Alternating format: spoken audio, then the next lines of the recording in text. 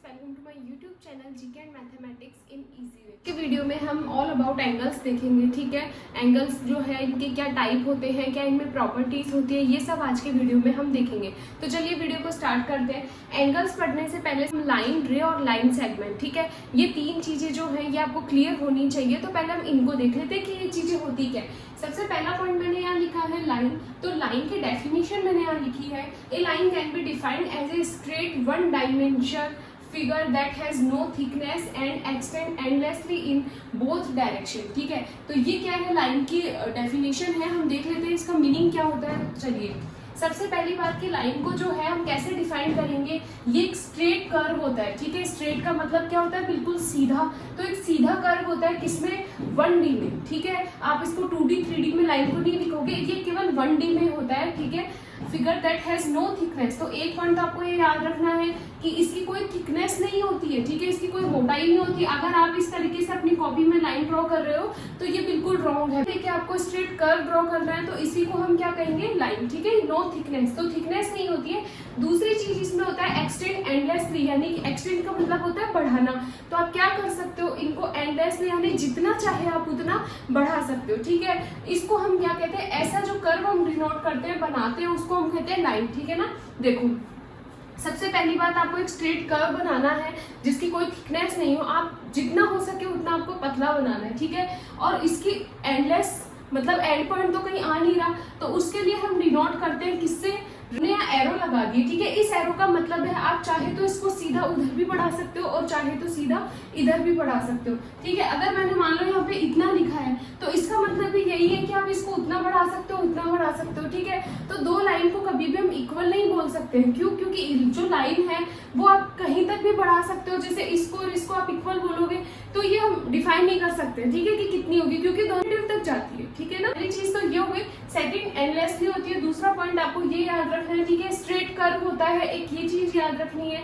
उसके बाद आता है कि अगर आप किसी भी कोई भी सपोज आपने यहाँ पे एक लाइन ड्रॉ की है और यहाँ इसको ये एंड पॉइंट नहीं है, हमने एरो लगा के एक बार इसको रोक दिया है। ठीक है, तो हम इसको डिनोट कैसे करेंगे, आप जो भी 2 पॉइंट्स लिखने वाले हो उसके ऊपर आपको क्या करना है, एक लाइन का इस तरीके से छोटा जो रूप है वो दिखाना है। ठीक है, दोनों साइड इसमें एरो लगेंगे। एक लाइन को आप इससे रिप्रेजेंट कर सकते हो। सपोज मैंने यहाँ पे लिखा है PQ और इसके ऊपर ऐसे एक सिंबल बना दिया, तो आपको देखते ही समझ में आ जाना चाहिए कि दोनों तरफ एरो है। इसका मतलब हम दोनों साइड इसको बढ़ा सकते हैं, एक्सटेंड कर सकते हैं। तो ये एक लाइन का नेम लिखा हुआ है। क्लियर? इसके बाद हम देखते हैं रे।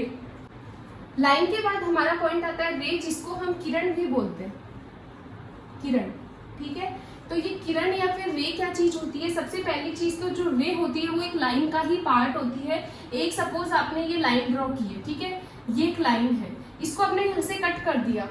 ठीक है, तो इसके बाद ये किसमें कन्वर्ट हो गई, 2 रेज में कन्वर्ट हो गई, क्योंकि यहाँ से कट करते ही एक पार्ट तो आपका ये बन गया और एक पार्ट आपका ये बन गया। अब इसका मतलब है कि यहाँ से इधर तो ये जा ही नहीं रही है, क्योंकि एरो का मतलब होता है जाना। ठीक है, एरो का मतलब आप उसको एक्सटेंड कर सकते हो। इधर एरो नहीं बचा, एक पॉइंट आ गया। ठीक है, तो एक लाइन का ही पार्ट होता है जिसको हम क्या कहते हैं, रे कहते हैं। तो ये रे has one and point and continuous forever in one direction. इसका मतलब अगर आप ड्रॉ कर रहे हो तो एक तो आपका एंड पॉइंट आ गया, तो ये तो क्या हो गया, आपका एंड पॉइंट आ गया। ठीक है, और इस एरो का मतलब है कि आप इसको चाहे तो और बढ़ा सकते हो, फिर एरो लगा दो और बढ़ा सकते हो। ठीक है, तो इस तरीके से जो कर्व हमारे पास आ गया है उसको हम क्या कहेंगे, रे बोलेंगे। ठीक है ना, रे अगेन देख लो, एक तो एंड पॉइंट होता है 1, थिकनेस वही बिल्कुल मतलब मामूली। ठीक है, और एक स्ट्रेट कर्व होता है। और क्या कर सकते हैं, एक साइड हम इसको बढ़ा सकते हैं। जरूरी नहीं आप उसी साइड बढ़ाओ, आप चाहे तो ऐसे बढ़ा सकते हो, चाहे तो ऐसे। इसको किसी भी डायरेक्शन में आप क्या कर सकते हो, एक्सटेंड कर सकते हो। क्लियर? अब उसके बाद हम इसको रिप्रेजेंट कैसे करेंगे। सपोज मैंने यहाँ P पॉइंट लिखा, यहाँ Q पॉइंट लिखा और मैं इस रे को लिख रही हूँ PQ इस तरीके से। तो इसके ऊपर हमें क्या करना है, डिनोट करना है ऐसे। ठीक है, एक चीज और ध्यान रखनी है। सपोज मैंने यहाँ पे PQ इसको लिखा है, अब हम इसका नेम लिख रहे हैं। ये मैंने इसका नेम लिखा, इसका नेम कैसे लिखेंगे, ये मैंने यहाँ पे PQ लिखा। ठीक है, अब आप ये देखो कि एक्सटेंड P पॉइंट पे हो रहा है या Q पॉइंट पे हो रहा है। तो हमें दिख रहा है कि एक्सटेंड P पॉइंट पे हो रहा है, तो हम इस तरीके से लिखेंगे इसको कि एक लाइन, एक रे है जिसके अंदर P पॉइंट एक्सटेंड हो रहा है। ठीक है, बिल्कुल छोटी चीज है, आपको नेमिंग करने में थोड़ा ध्यान रखना है। क्लियर? तो इस तरीके से आप इसको रिप्रेजेंट करोगे।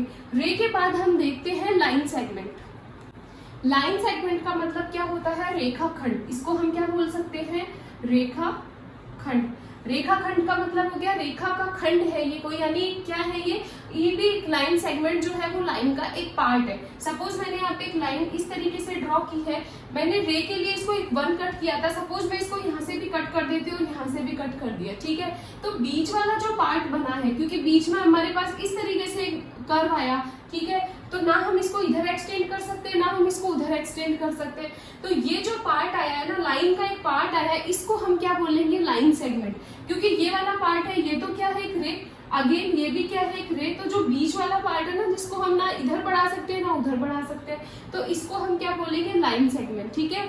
इसमें हम देखते हैं एंड पॉइंट कितने होते हैं। थिकनेस तो वही, नो थिकनेस, ठीक है। एंड पॉइंट क्या होंगे? देखो, जहां से अपन आगे नहीं जा सकते वही एंड पॉइंट हो गया।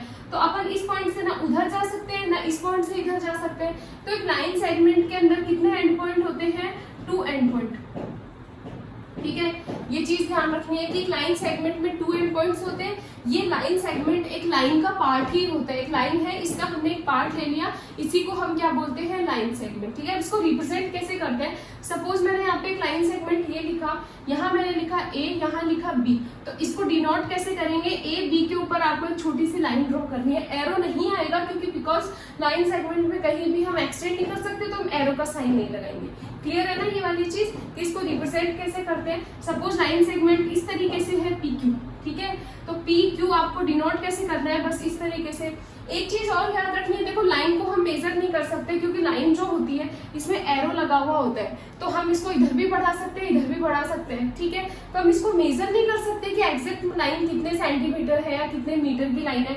फिर बारी आती है रे की, तो रे भी क्या करता है कि कहीं रोक तो रहा ही नहीं है, एक साइड तो ये कंटिन्यू बढ़ती जा रही है, ठीक है, कंटिन्यू बढ़ती जा रही है, इसका मतलब इसका भी मेजरमेंट फिक्स नहीं है। लेकिन जब लाइन सेगमेंट की बात आती है तो ना हम इसको इधर बढ़ा सकते हैं ना हम इसको उधर बढ़ा सकते हैं, यानी ये फिक्स हो गया। तो आप यहाँ पे सपोज ये 3 सेंटीमीटर है 4 सेंटीमीटर, तो लाइन सेगमेंट का हम क्या कर सकते हैं? मेजरमेंट कर सकते हैं। आप स्केल से इसको मेजर करके बता सकते हो कि एक लाइन सेगमेंट जो है वो इतने मेजरमेंट का है। क्लियर? इसके बाद हम देखते हैं एंगल्स। हम एंगल्स देखते हैं, तो एंगल्स की डेफिनेशन है the space between 2 rays that meet, ठीक है।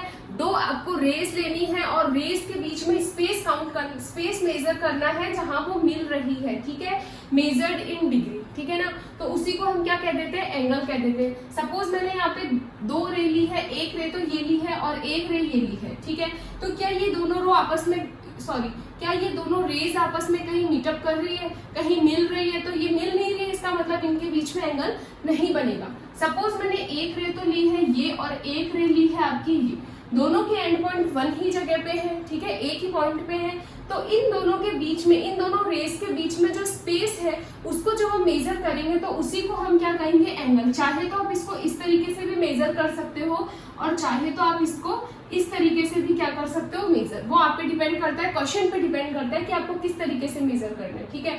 तो 2 रेस के बीच में जो स्पेस है इसको जब आप मेजर करते हो, चाहे तो वो डिग्री फॉर्म में करो या मिनट या फिर सेकंड, जिस भी फॉर्म में करो, ठीक है, तो उसको हम क्या कहते हैं? एंगल्स कहते हैं। ज्यादातर आपकी डिग्री में ही है तो इसको हम क्या कहेंगे? एंगल, ठीक है। इसको रिप्रेजेंट किससे करते हैं? थीटा से, चाहे आप इंटरनल वाले को करो चाहे एक्सटर्नल वाले को करो, ठीक है। तो एंगल्स जो है वो क्लियर है आपके सामने कि जब 2 रेज आपस में मिल रही हो एक पॉइंट पर, यहाँ मिल नहीं रही है तो एंगल नहीं बनेगा, यहाँ मिल रही है, ठीक है, एक पॉइंट पर, तो इन दोनों रेज के बीच में जो स्पेस होगा उसी को हम क्या बोलेंगे?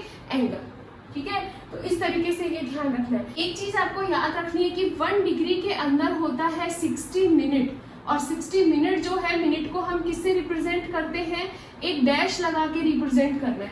1 डिग्री में कितने मिनट होते हैं? 60 मिनट, ठीक है। अगर आप इसको और कन्वर्ट करो 60 मिनट को सेकंड में, तो 1 मिनट में होता है कितना? 60 सेकंड। तो 60 × 60, अब ये कितना हो गया? 3600 ठीक है। चाहे तो इसको आप डबल डैश लगा के रिप्रेजेंट कर दो, चाहे तो हम इसको क्या लिख सकते हैं? इस तरीके से सेकंड लिख सकते हैं। 1 डिग्री में 60 मिनट होते हैं, चाहे तो डैश लगा दो, और 1 डिग्री में 3600 सेकंड होते हैं, चाहे आप लगा दो डबल डैश। तो ये भी आपको क्या रखने हैं? पॉइंट्स याद रखने, ठीक है। और डिग्री को कैसे रिप्रेजेंट करेंगे, जो भी नंबर लिखा हुआ है इसके ऊपर आपको ऐसे राउंड शेप में बनाना है, ठीक है, एक सर्किल बनाना है। इसके बाद हम देखते हैं टाइप्स ऑफ एंगल्स। में सबसे पहला पॉइंट आता है अपना एक्यूट एंगल, ठीक है, जिसको हम क्या बोलते हैं, न्यून कोण भी बोलते हैं। तो नाम से ही दिख रहा है कि न्यून का मतलब क्या होता है, छोटा। तो आपको याद रखना है एक ऐसा एंगल जो क्या हो 0 डिग्री से तो क्या हो बड़ा हो और 90 डिग्री से क्या हो छोटा हो, ठीक है। ये आपका 90 डिग्री हो गया, इससे होना चाहिए कम, यानी कि जो हमारा लाइन है वो किधर आना चाहिए, इस तरीके से कुछ आना चाहिए, ठीक है। तो ये जो एंगल होगा ना थीटा, इसको हम क्या बोलेंगे, न्यून कोण। तो एक एंगल ऐसा आपको लेना है जो 0 डिग्री से क्या हो बड़ा हो। तो थीटा अगर हम एंगल लेते हैं तो यहाँ वैसे रिप्रेजेंट करेंगे 0 डिग्री से तो बड़ा होना चाहिए और 90 डिग्री से क्या होना चाहिए, छोटा होना चाहिए, ठीक है। इस टाइप का जो एंगल होता है इसको हम क्या बोलते हैं, न्यून कोण या फिर एक्यूट एंगल ना।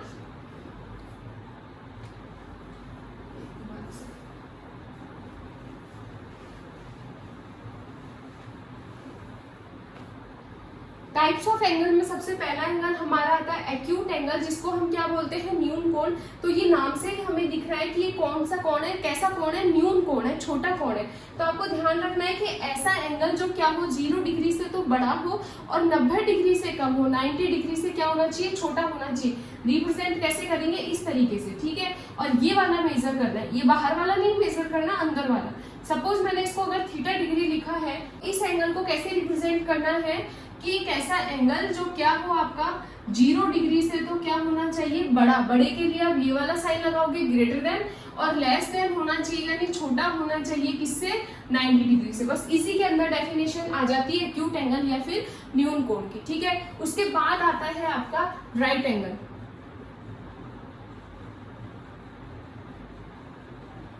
जिसे हम क्या बोलते हैं, समकोण, ठीक है। तो समकोण ध्यान रखना है, राइट एंगल का मतलब एक ऐसा एंगल जिसकी वैल्यू क्या हो, केवल 90 डिग्री के इक्वल हो, ठीक है।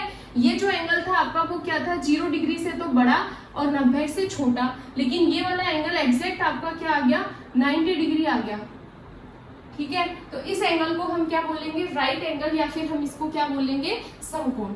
थर्ड जो एंगल है वो आता है आपका ऑब्ट्यूस एंगल, जिसे हम क्या कहते हैं, अधिक कोण।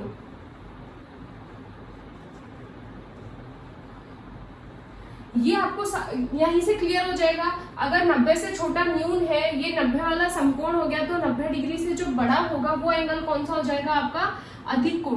तो सपोज मैंने ये एक एंगल लिया है, देखो ये डॉट डॉट डॉट वाला 90 डिग्री है और ये डॉट डॉट डॉट वाला आपका 180 डिग्री है, ठीक है। तो ये जो एंगल आने वाला है जो 90 से तो बड़ा होगा और 180 से छोटा, तो उसको हम क्या बोलेंगे, ऑब्ट्यूस एंगल या फिर बोलेंगे अधिक कोण, ठीक है।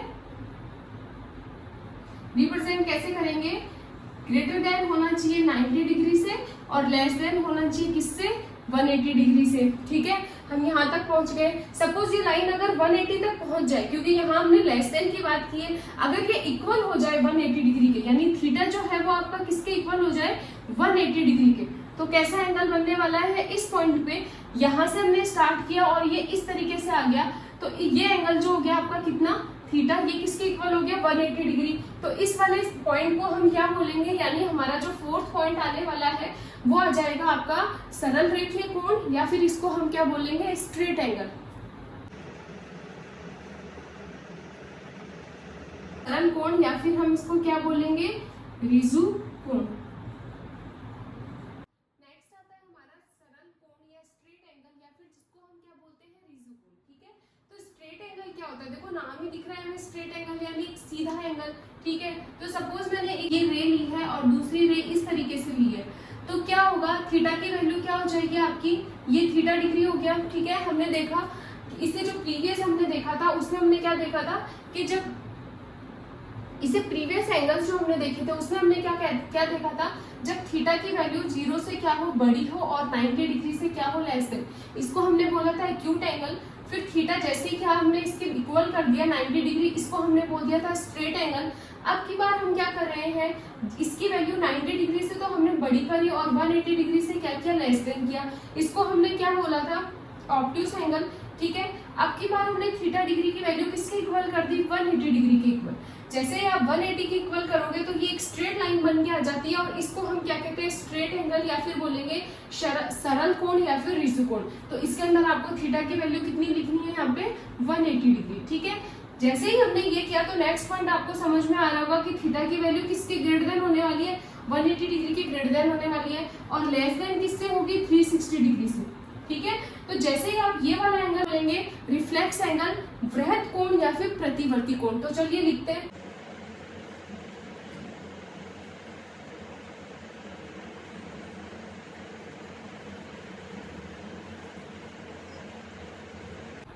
हमें क्लियर है इतना कि जो थीटा की वैल्यू है वो क्या होगी, 180 डिग्री से तो ग्रेटर देन होगी, बड़ी होगी, और 360 डिग्री से क्या होगी, छोटी होगी या लेस देन होगी। डिनोट कैसे करेंगे, ये हम इस तरीके से एंगल बनाएंगे और हमें इधर वाला एंगल नहीं लेना है, हमें एंगल लेना है वो, इसको हम क्या कहेंगे, थीटा। तो थीटा की वैल्यू 180 से तो क्या है, ग्रेटर देन, क्योंकि अपना 180 तो यहीं आके फिनिश हो जाता है। इससे भी आगे अगर हम जा रहे हैं और 360 से कम पे हैं तो इस एंगल को हम क्या बोलेंगे, रिफ्लेक्स एंगल या फिर इसको बोलेंगे वृहत कोण या प्रतिवर्ती कोण। ठीक है, अब इसके आगे दो एंगल्स जो है वो मैं आपको साथ में बढ़ाती हूँ ताकि आपको कोई कंफ्यूजन ना रहे, जिनका नेम है, एक तो है आपका जीरो एंगल और दूसरा है आपका कंप्लीट एंगल। नेक्स्ट है आपका जीरो एंगल और एक है आपका कंप्लीट एंगल। इसको हम बोलते हैं शून्य कोण और इसको बोलते हैं संपूर्ण कोण या फिर पूर्ण कोण। ठीक है, तो ये कैसे याद रखना है, सपोज आपने फर्स्ट अपनी रे को इसको डिनोट किया, ठीक है, और जो सेकंड रे है जो जिसके बीच का हमें स्पेस फाइंड करना होता है जिन दोनों के बीच का, वो सपोज अपनी जगह से उसने मूवमेंट ही नहीं किया और वो इसी के ऊपर कहीं है। ठीक है, जैसे आपकी ये रे है और इसी के ऊपर सेकंड रे है, यही मूवमेंट हम करा रहे थे इतनी देर, उसने मूवमेंट नहीं किया, वो अपनी ही जगह पे फिक्स है, तो इन दोनों के बीच में कोई भी एंगल नहीं बन रहा है। ठीक है, यानी कि जो थीटा की वैल्यू है वो कितने डिग्री आ गई, 0 डिग्री आ गई, क्योंकि उसने कहीं मूव ही नहीं किया। 0 से जैसे ही बड़ा होगा उसी को हम एक्यूट एंगल बोल देंगे, यानी उसने मूव ही नहीं किया। तो इस 0 डिग्री वाले एंगल को हम क्या कहते हैं, जीरो एंगल या फिर शून्य एंगल। ठीक है, सेम टू सेम आपको इसमें भी याद रखना है कि सपोज पहली रे अपनी ये हो गई और जो दूसरी रे है सेकंड रे जिसके बीच में हमें स्पेस फाइंड करना है, वो मोमेंट करके, ठीक है, आफ्टर मोमेंट वापस अपनी जगह पे आ जाती है। यानी उसने क्या किया, इस तरीके से टर्न करके फिर से अपनी जगह आ गई। इसमें भी वो अपनी जगह थी, इसमें भी अपनी जगह थी, लेकिन इसमें तो कोई मोमेंट ही नहीं कर रही थी, और इसमें इसे पूरा एक टर्न करके, पूरा एक सर्किल डिनोट करके अपनी जगह पे आ गई। तो इस एंगल की जो वैल्यू होती है, इस एंगल का जो नेम है उसको हम क्या कहते हैं, कंप्लीट एंगल, और इसकी वैल्यू ऑलवेज किसके इक्वल होती है, 360 डिग्री।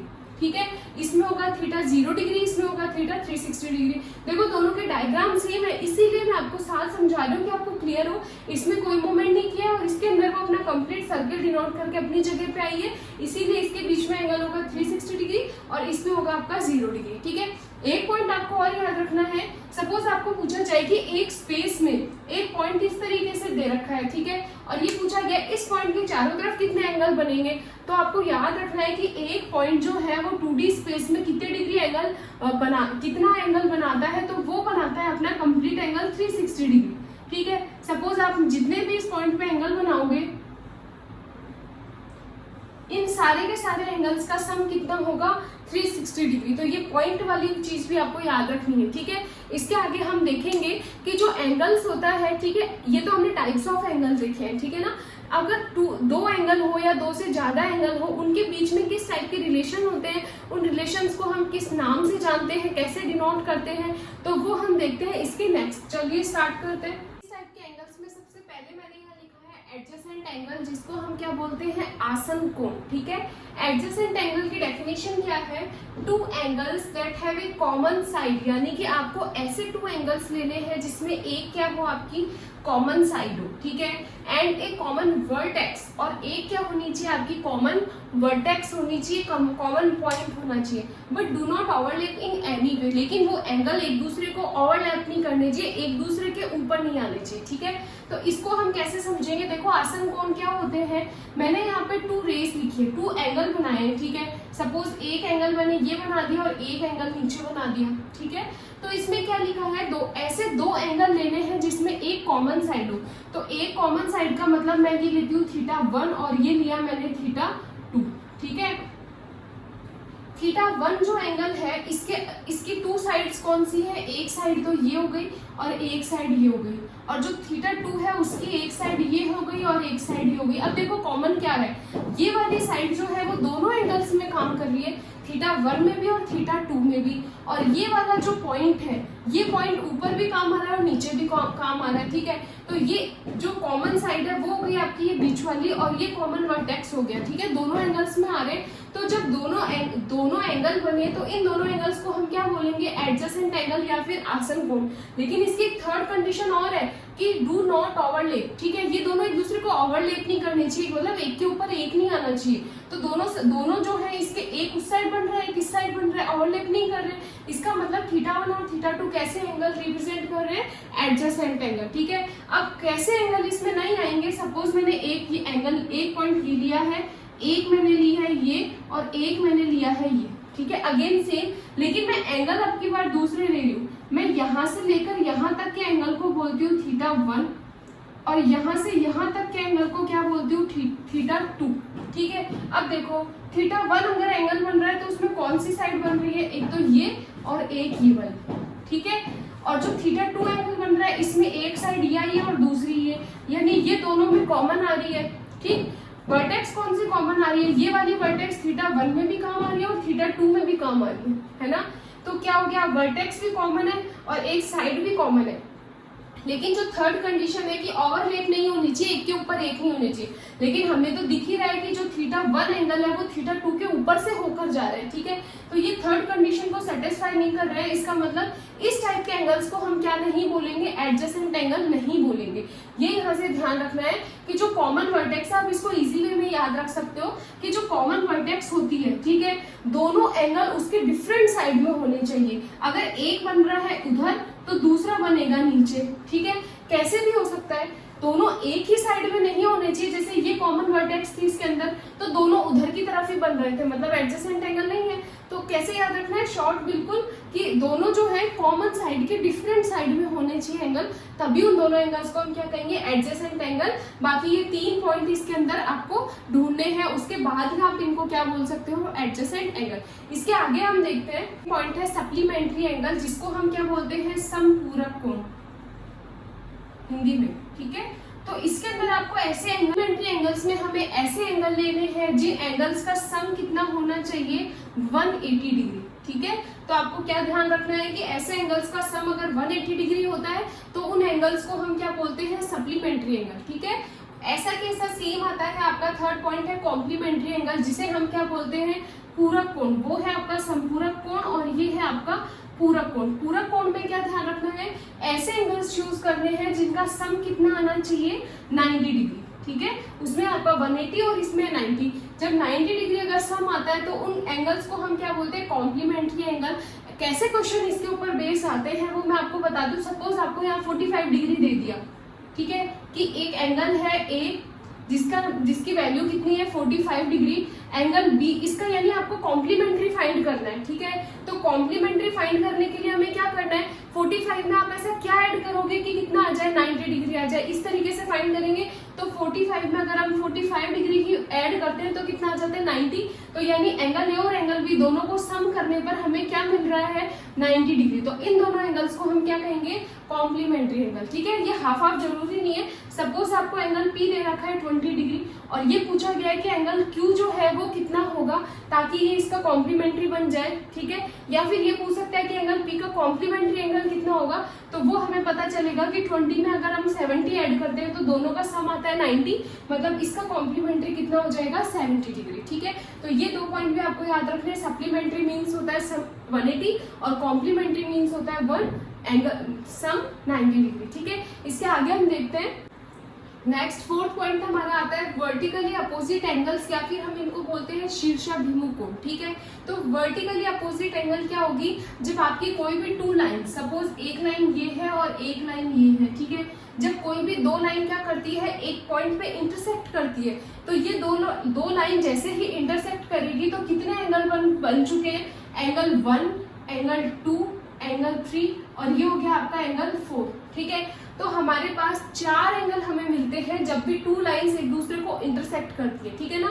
तो ये जो चारों एंगल मिले हैं इनके बीच, इन चारों एंगल्स को हम क्या बोलते हैं, वर्टिकली अपोजिट एंगल। कैसे, देखो 2 है, एंगल 2 का वर्टिकली अपोजिट एंगल कौन सा होगा, जो जस्ट इसके सामने है। देखो 1 राइट और लेफ्ट में 1 और 3, तो जस्ट अपोजिट में कौन सा है 4, तो हम क्या बोलेंगे एंगल 2 और एंगल 4, ये दोनों कैसे एंगल है, वर्टिकली अपोजिट एंगल्स। ठीक है, अगर मैं 1 का वर्टिकली अपोजिट पूछती हूँ तो 1 के जस्ट सामने आपका 3, तो 1 और 3 ये दोनों एंगल जो है, ये दोनों एंगल क्या होंगे, वर्टिकली अपोजिट एंगल। और एंगल 2 और एंगल 4 कैसे एंगल होंगे, वर्टिकली अपोजिट एंगल। तो इस तरीके से आपको ये पेयर भी ध्यान रखना है कि जब दो लाइन आपस में इंटरसेक्ट करती है तो 4 एंगल बनते हैं, और 4 एंगल में जो आमने सामने वाले एंगल होते हैं इनको हम बोलते हैं शीर्षाभिमुख कोण या फिर वर्टिकली अपोजिट एंगल्स। ठीक है, इसके बाद में 5th पॉइंट आपका आता है लीनियर पेयर्स ऑफ एंगल। ठीक है, या फिर हम इसको क्या बोल देते हैं, रेखिक युग्म। तो इसका मीन क्या होता है कि एक लाइन पे, ठीक है, एक मैंने ये पॉइंट ले लिया, और लीनियर पेयर यानी एक लाइन के ऊपर एक पॉइंट, एक लाइन के एक पॉइंट पर जितने भी एंगल्स बनते हैं, सपोज हमने क्या किया, इस पॉइंट के ऊपर ये 2 एंगल बना लिए, या फिर आप 3 बना लो, 4 बना लो, जितने भी एंगल्स बनाते हो उन सबको ऐड करने पर, यानी इन सब ये सारे के सारे एंगल्स को जब आप ऐड करोगे तो इनका जो सम आएगा वो कितना आएगा, 180 डिग्री ऑलवेज। ठीक है, तो लीनियर पेयर का मतलब क्या हो गया, एक लाइन के ऊपर जब आप किसी एक पॉइंट पर जितने भी एंगल्स बनाते हो सबका सम होता है 180 डिग्री, और इन सारे के सारे एंगल्स को हम कैसे एंगल्स बोलते हैं, लीनियर पेयर।